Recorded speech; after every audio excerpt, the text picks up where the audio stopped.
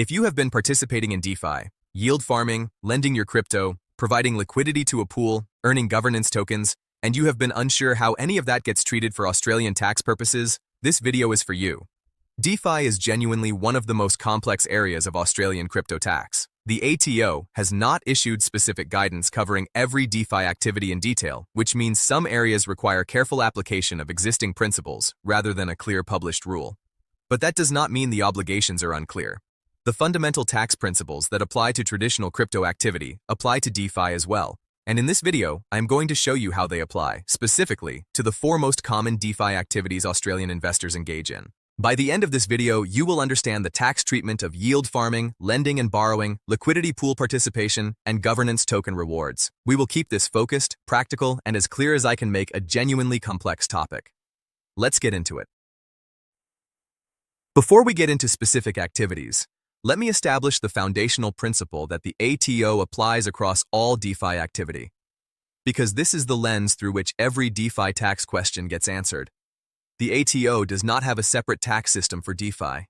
It applies the same two-category framework it applies to all crypto activity. Either something is a CGT event, a disposal of a CGT asset, or it is ordinary income. In many DeFi interactions, both categories apply at different points in the same activity. The question the ATO asks about any DeFi transaction is always one of these two questions. Did you dispose of a CGT asset, or did you receive something as income? If you sent tokens into a protocol and received different tokens back, that may be a disposal. If you receive tokens as a reward for providing a service, that is likely income. If you receive tokens that represent your share of a pool and then redeem them later, there may be disposal events at both ends. Keep this two-category framework in mind as we go through each activity. It is the simplest way to navigate DeFi tax without getting lost in the complexity. Yield farming involves depositing crypto into a DeFi protocol to earn rewards, typically additional tokens, in return for providing liquidity or staking within that protocol.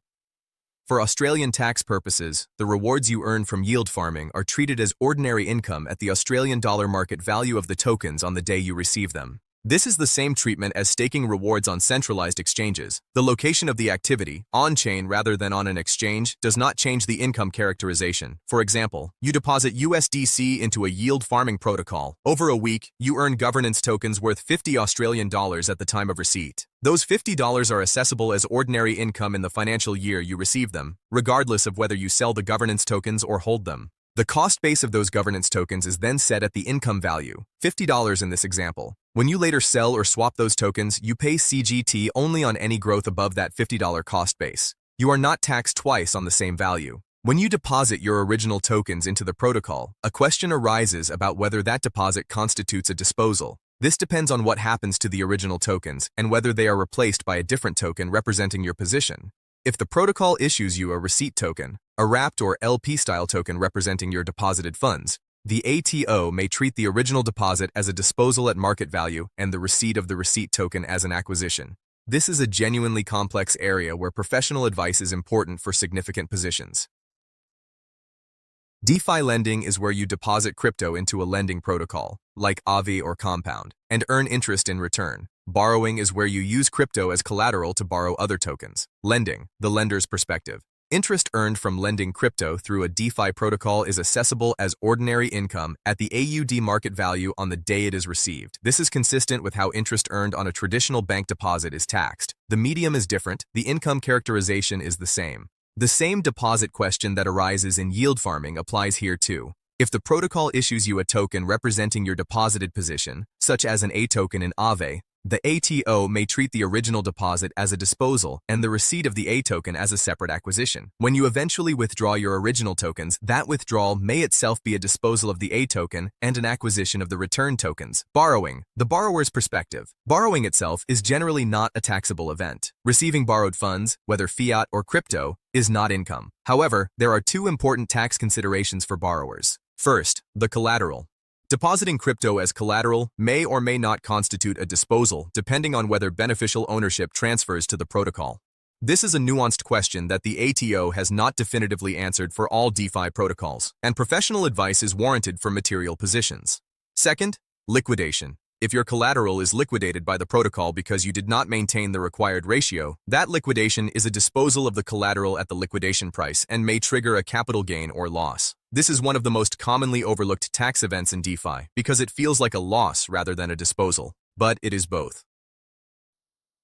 Liquidity pool participation is arguably the most complex DeFi activity from a tax perspective because multiple potential tax events can occur across the lifecycle of a single liquidity position.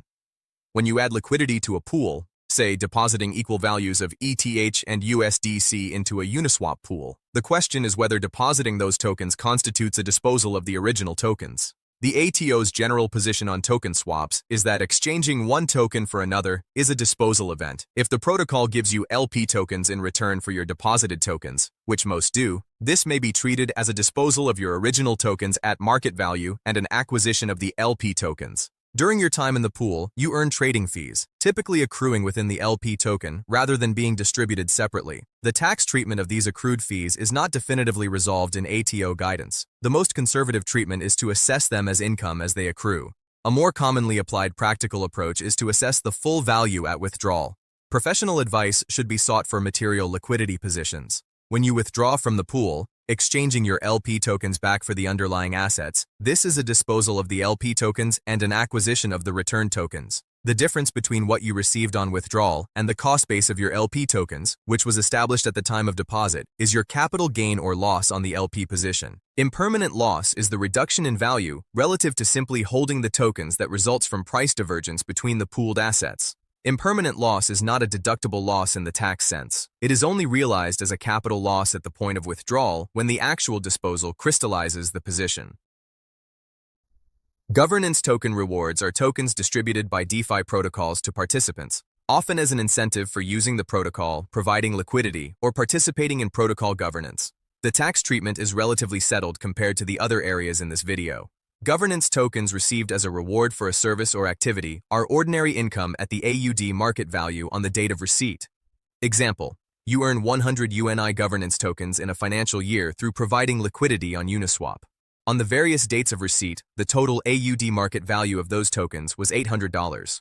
You declare $800 as ordinary income. Your cost base in those UNI tokens is $800. If you sell them later for $1,200, your capital gain is $400, on which the 50% discount may apply if held for more than 12 months. One nuance. Governance tokens received as entirely unsolicited airdrops with no action required on your part may be treated differently, with a zero cost base rather than an income event at receipt. This distinction matters significantly if the tokens grow in value. Whether a governance token receipt is an active reward or a passive airdrop is a factual question specific to each situation. DeFi creates record-keeping challenges that are genuinely more complex than centralized exchange activity.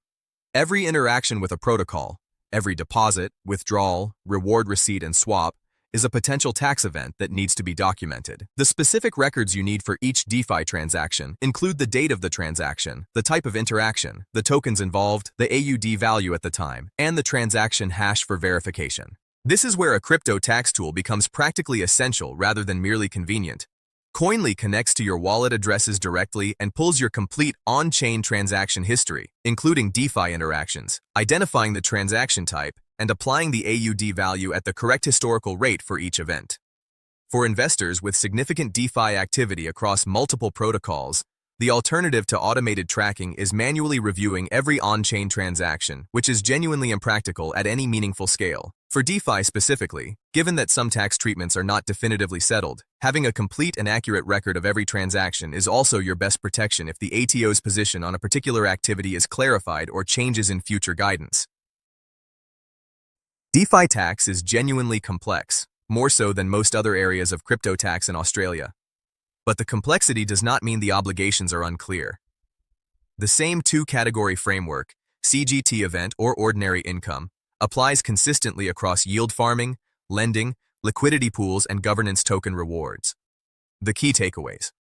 Yield farming and lending rewards are ordinary income at receipt. Deposits into protocols may be disposal events if you receive a different token in return.